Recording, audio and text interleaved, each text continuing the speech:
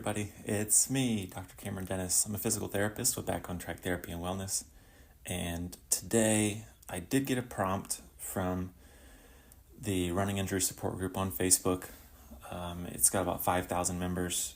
If you're having issues with something, people will just post in there and get some information from fellow runners, what they've done to help with their issues, their injuries, and maybe just get some encouragement. I started it a couple years ago. Oh, my light went out. Started it a couple years ago, and it's really grown quite a bit since then, but I haven't really put much into it to help support it or grow the group. And so here lately, I've sort of been more motivated to be able to do those types of things. I have my physical therapy practice, but it's been able to run more without my direct input a lot of the time. And so I'm trying to get more and find a lot of those things that I enjoy doing again. And so this is part of that. This is one of those things I think that brings me joy, is to do the podcast and to do videos and to help runners across the world. So let's talk about knee pain with running. It's the most common area of pain that runners have. I believe second would probably be like hip pain. But knee pain, it can have so many different causes. So if we're talking just like diagnoses, like a physical, like an actual medical diagnosis, we're talking about, there could be arthritis. Of course, depending on your age, it's more likely to be something like arthritis, maybe, 50s and later, sometimes in your 40s. It can start to develop a little bit of what we call osteopenia, which is more like the softening of those bones. Really, it's of the cartilage in that area. So that's one thing. But I think more commonly for runners, it's going to be other issues. So you can have like quadricep tendonitis or patellar tendonitis, which is just tendonitis. It's an inflammation. Well, it's an issue with the tendon itself. And the reason I hesitate to call it inflammation is because there's good evidence that suggests that the pain that you're feeling from the tendonitis or tendinopathy, we'll call it, is not actually due to inflammation. Like, the issue isn't actually the inflammatory response so much as increased fluid between the cells, and then also the body's decreased ability to tolerate force through those structures, through those tendons that attach to the quads and attach down on the other side of the patella, the kneecap, and to the front part of the tibia there, the shin bone. So those are common issues. You, of course, can have meniscus issues or the different ligaments that support the knee, such as like the ACL, PCL, MCL, LCL. But those to me are much more rare. And herein lies the problem, that not every pain that we have is something that we need to necessarily put like a name to, like a diagnosis to. At the end of the day, generally speaking, pain with running is due to a couple things. And you can label it however you want, but the fix is generally going to be the same or similar. And so for most runners, it's going to be just your body's inability to recover from what you're doing day to day. And so what that means is, if you're running every day, I think your body's unable to build up those structures, with both of the bones, the cartilage, specifically the muscles and tendons, because tendons do take longer to heal than muscle, because they have less blood flow. And so you run and you use those structures and you cause micro damage to those structures, Same with weightlifting, same with daily activities. You're causing micro damage to structures that your body then goes in and repairs. And it makes it stronger. So the next time you do that same thing, it will be able to handle that better. But the problem is that, so you get some runners that are unwilling to take days off. And that may not be everyone, but it does happen quite frequently. Or the time that they take off is not either it's not long enough, or when they're taking days off from running, they're doing something else that's also causing stress on those structures of the knee, like maybe they're weightlifting, which can be okay. And it's actually very smart for you to be doing weightlifting on your other days that you're not running, but you have to really take into account the fact that running is a stress. It's a high stress on your legs. And then, so say you do like a really long run or a speed day. So like a high intensity speed day or a longer run. And then the next day you go in and squat heavy. Well, even though you didn't run that next day, you're actually still causing damage to the same structures. Now, while it's being done in a different way, it's not really allowing those structures to heal in the way that you'd want them to, in order to be able to run without having these niggles. They call them niggles, niggles, or little flare-ups, these little injuries, little pains here and there that cause issues when you're running. So, there's other things that affect recovery as well. So you might get away with running most days of the week and weightlifting on the off days. I personally suggest taking at least 1 to 2 days off of stressing any given muscle group. So ideally you would take off the day after you do something heavy for your legs, and then do something maybe for your upper body or something. Maybe you could do like an active recovery, like a cycling or like a swimming or something like that. Because yes, it's working the legs, but it's using them in different ways. Like it's stressing different structures from different directions. So like the stresses that your body is undergoing from cycling is not the same stresses that it's undergoing from running. And so that's something to take into account. I suggest that you don't run more than like maybe 4 days a week, maybe 5, but depending on how you want to approach it. Some people really, they're just like, I can't handle having days off. So if you really are one of those people, here's things that you can do, okay? Because what we really need is for your body to recover. If you're going to run every day of the week or most days of the week, make sure that you're differentiating your runs. So you're not doing 9 miles every day. You're not doing even 2 to 3 miles fast every day. You might do a couple fast days with a couple easier recovery runs in between. And then maybe you do a long run, or you do some interval training. Or maybe you do a race, 5K on the weekend or something. But you need to add variation into your weekly training, or your body will simply just not recover and you'll have these injuries, and that will not stop. You'll just maybe this week it's your knee, but maybe next week it'll be your hip. So and I guess that leads me to another point, is that if you're someone who has injuries of multiple areas, so say your knee hurts, your hip also hurts, your foot hurts, you've had issues of all sorts of different types of different joints on both legs, it's probably more than likely a training error.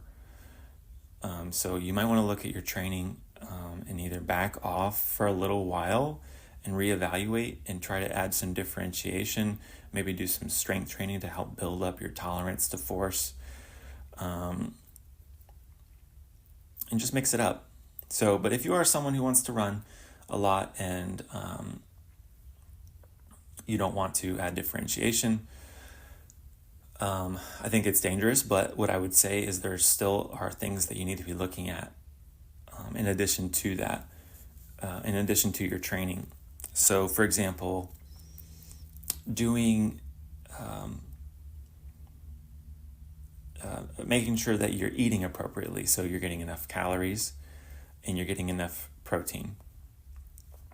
That can be tricky for a lot of people because if you look at daily recommendations for people, just people in general, for protein intake, it's going to be low for what a runner actually needs. Same with fat, actually.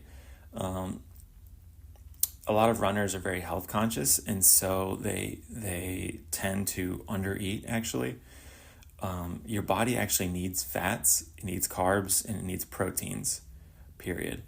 And it especially needs it in high demand energy situations or high energy demand situations like running, plyometric exercise, strength training.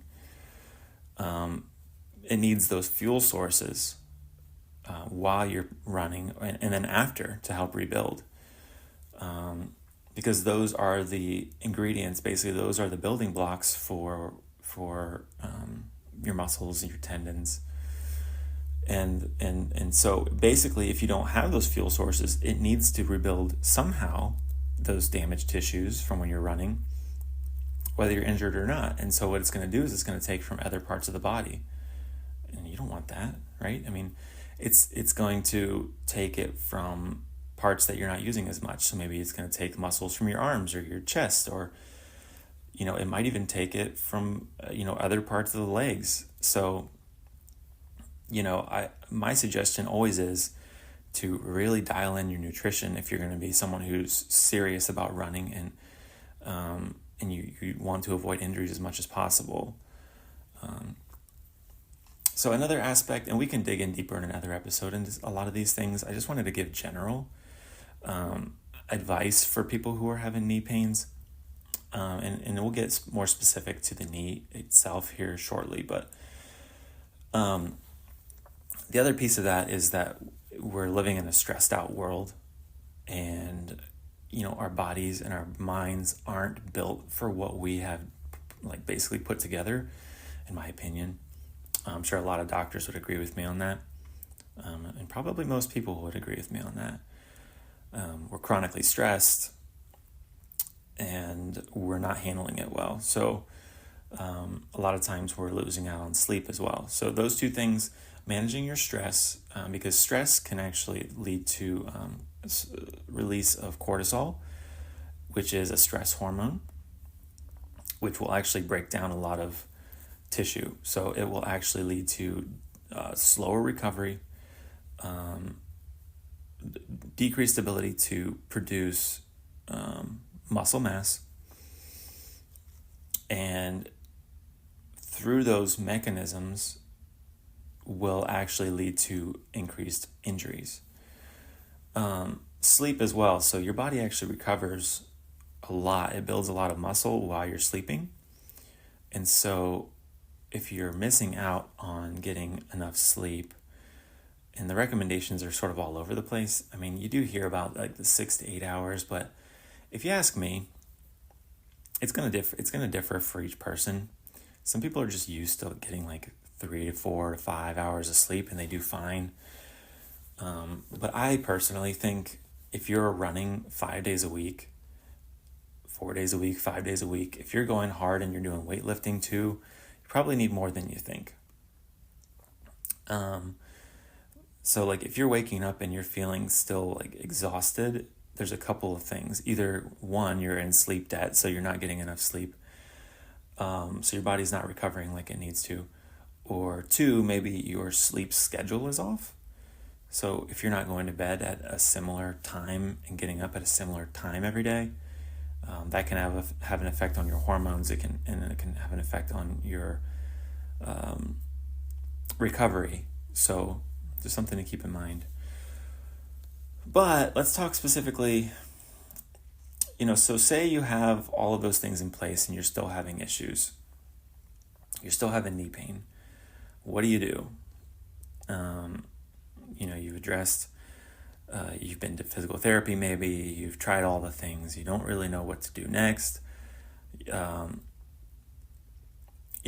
I typically think that most running injuries can be solved with physical therapy if the physical therapist themselves knows what they're doing. They might know, so be careful that you find someone who knows running and knows runners, because they don't teach what you think they teach in physical therapy school about running, and doctors are the same way. So their knowledge of how to improve running injuries is limited to basically injections and sending someone to physical therapy, or telling them to not run at all, which, really, telling someone not to run is like telling them to not be who they are. And to me, that's just not really an option. And so, also, you need to ask your physical therapist, are you familiar with running? Do you run? Do you see a lot of runners? Just as you're talking to them, you should get an idea, because you know that running and runners, the community generally has like a way of talking about things, and they sort of speak the same language, if you catch my drift. And if you find that they're not really vibing with that, it's possible that they don't really know running that much. Because I think if you don't actually, if you don't specifically look into it and do research on how to treat a lot of running injuries, you're not necessarily going to be very good at it. You might get lucky and be able to do it to some degree, but I don't think that, in my experience, most PTs that aren't seeing a lot of runners don't really know how to approach running injuries. They basically tell them to stop running, and then they'll give them some strength training and tell them that their hamstrings are tight, and that they should either not run, or they might.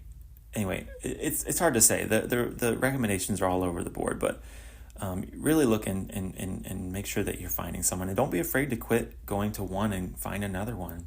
There's nothing wrong with that. You don't want to waste your time, but find someone who understands running and that you click with.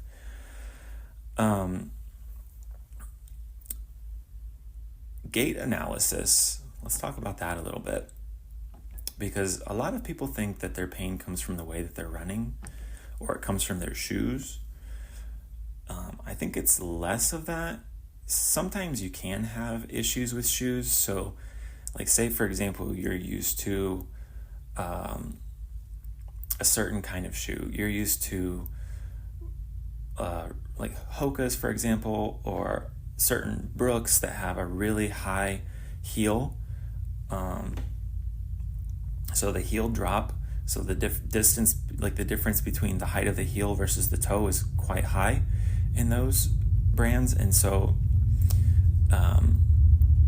there's actually a train going through. And so what it leads to is different distribution of forces through your legs while you're running. And it's actually going to be less force on your calf and foot complex, like the Achilles and the calf muscles, when you have the higher heel, because it puts you in sort of this position that you're using less of the range of motion of the ankle when you're running. And not to mention, it actually leads to more of a heel strike a lot of times, because it doesn't hurt to hit the heel when you're running, because you have this big pad, but it can change your gait dynamics, the way that you're running, and that's okay. You just want to be aware that what kind of shoes you're used to running in, and what feels okay for you, because if you go from those to something like ultras, or something that has a much more flat heel or a much lower heel drop. So basically, ultras are like a zero drop. Zero drop means that the thickness of the cushioning between, at the heel, is the same thickness as at the foot, the toe area. or we call the forefoot, and it's the same. And so those require a lot more calf strength, for example. But at the end of the day, relating to the knee, what it does is it causes different forces than if you have those higher thickness shoes. So what I suggest is, if you're going to change shoes, make sure that the new ones that you get are going to be similar to the ones that you currently have, if the ones that you have are working for you. Because if you don't, and you switch over really quickly and you're not alternating when you're wearing them, you're not slowly transitioning into those, your body's not going to be used to that. It's not going to be used to those forces. And so you can end up with an inability to tolerate forces through certain structures, which are now more loaded than they were in the previous pair of shoes because of the design of the shoe. It's changing maybe the way that you're running and the forces through the legs, and so you can end up with tendonitis in certain cases, or little niggles or pains and things like that. You can actually have injuries, but it's not as common unless you make like a drastic change, or if there's an issue with the shoe, because there is a certain percentage of shoes that do actually have like deformities and defects. And so if you do get into a pair of shoes and you're running in them for the first couple of times and you notice that you're starting to have more pain, it's either a couple things. One, there's something wrong with the shoes. Two, there's something that is not a good fit for you. So maybe get something a little closer to what you had before. If you didn't like what you had before and you're trying to change, it's possible that you just need a little bit more time to adapt into those. And so take those newer shoes on shorter runs and then use the older shoes. So say like Monday, for example, you might go for like 1 to 2 miles in the new ones. And then Tuesday you use the old ones for a run. And then Wednesday you use the newer ones. So you could do something like that. I wouldn't take any brand new shoes on super long runs or doing speed runs or anything like that for the first couple of weeks, just because they're not broken in yet. They are stiffer. Those plastics aren't absorbing the force the way that they need to, and so your body has to absorb it. Hopefully that makes sense. But then, so that's running shoes. Let me know if you have questions about that. But the other piece, what was it we were talking about? That's right. It's gait analysis. So I don't think that your running gait has as much of an effect on injuries as you might think. Generally, I don't change people's running dramatically. I might make little changes here and there if it looks really bad. But in general, most people run the way that they do because their body has adapted to that. Now, there are definitely ways to optimize and make your running more efficient.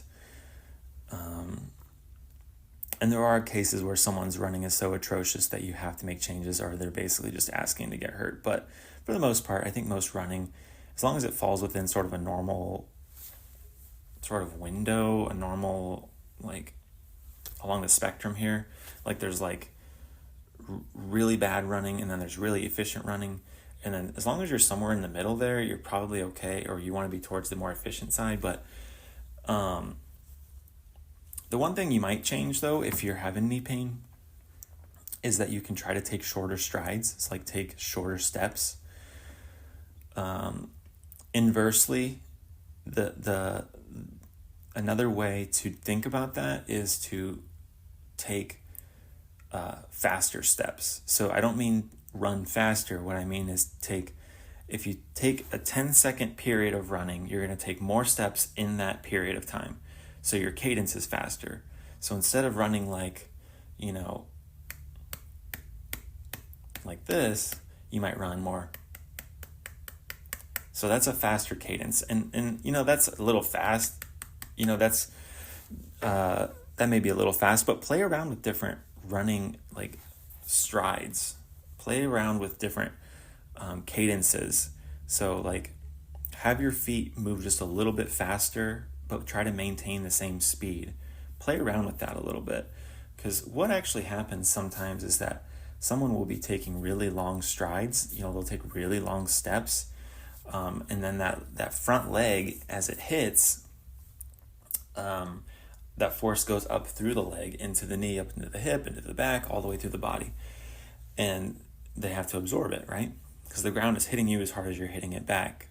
That's just physics.